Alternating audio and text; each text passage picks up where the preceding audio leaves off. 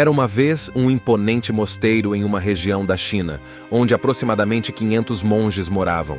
Todos dedicavam-se à prática do caminho da autorrealização sob a orientação de seu mestre. Um dia, um homem dirigiu-se ao mosteiro com o desejo de tornar-se discípulo. Ele expressou ao mestre Zen: "Senhor, eu anseio me conhecer e descobrir a verdade." O mestre Zen observou-o e respondeu: "Se você realmente deseja conhecer a verdade, terá que arriscar sua vida inteira. Pode levar toda a sua existência para alcançar tal compreensão. E mesmo assim, não há garantia de que nesta vida você a descobrirá. Você está preparado para isso?" O discípulo afirmou: "Senhor, vim aqui sem recuar. Estou pronto para enfrentar esse desafio." O mestre ponderou por um momento e disse: "Se é assim, faça algo. Neste mosteiro há 500 monges. Cuide da tarefa de debulhar arroz para todos eles. Simplesmente continue debulhando arroz da manhã até a noite. Quando estiver fatigado, vá dormir e, ao acordar, retome a tarefa de debulhar arroz. Não faça mais nada. Não pense em mais nada. Siga esse caminho. Além disso, não se aproximava de mim novamente.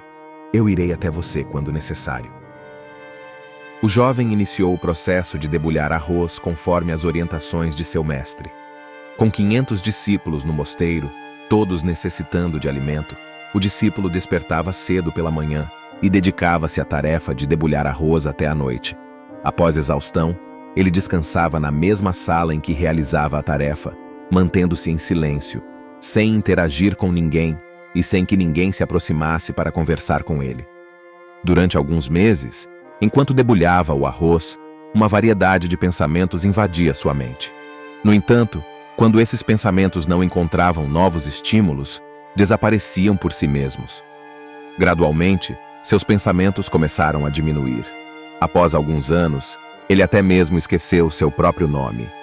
Permanecia constantemente em silêncio, continuando a debulhar arroz em um estado sem pensamentos.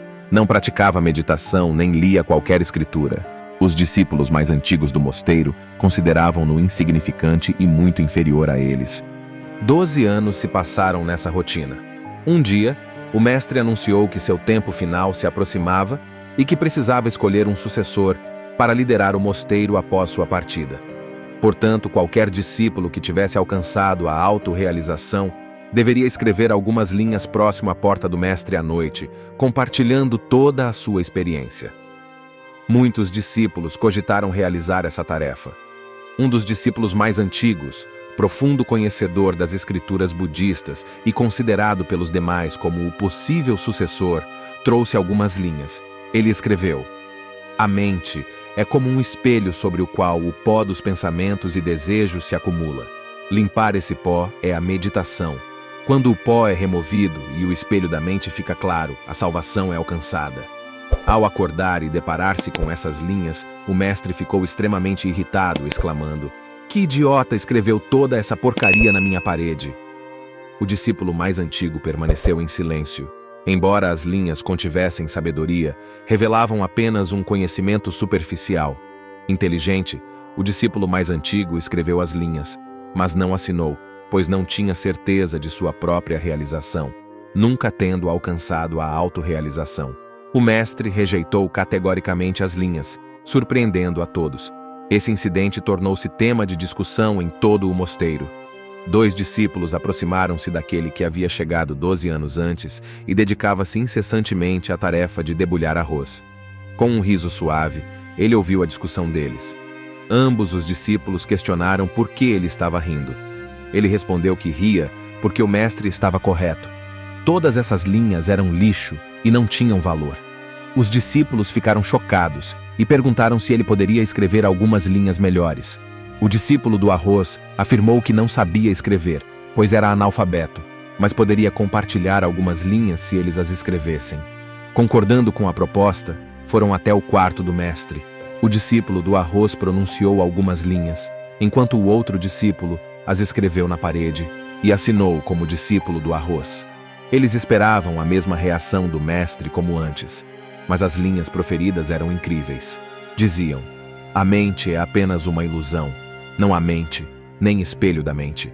E quando a mente não existe, onde o pó pode se assentar?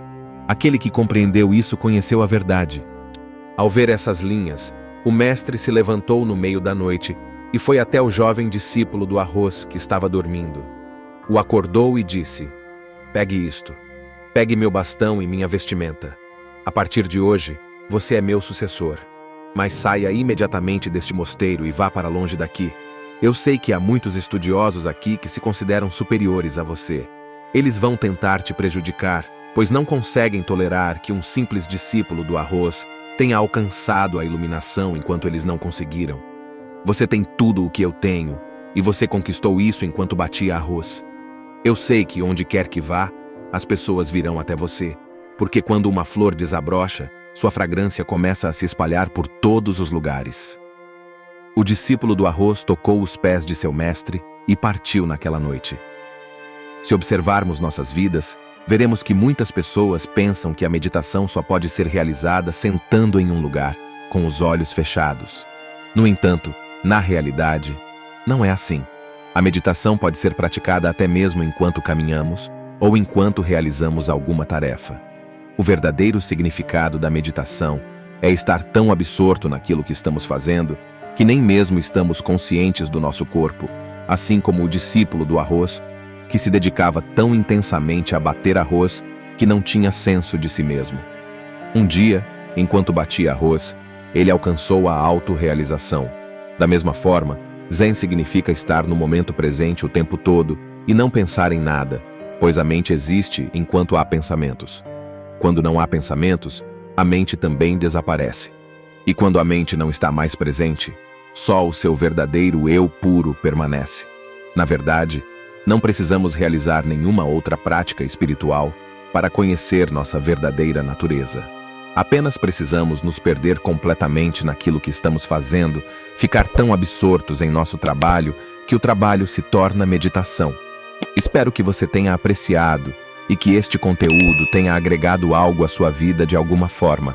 Este é o propósito desse canal. Agradeço por assistir e até o próximo vídeo.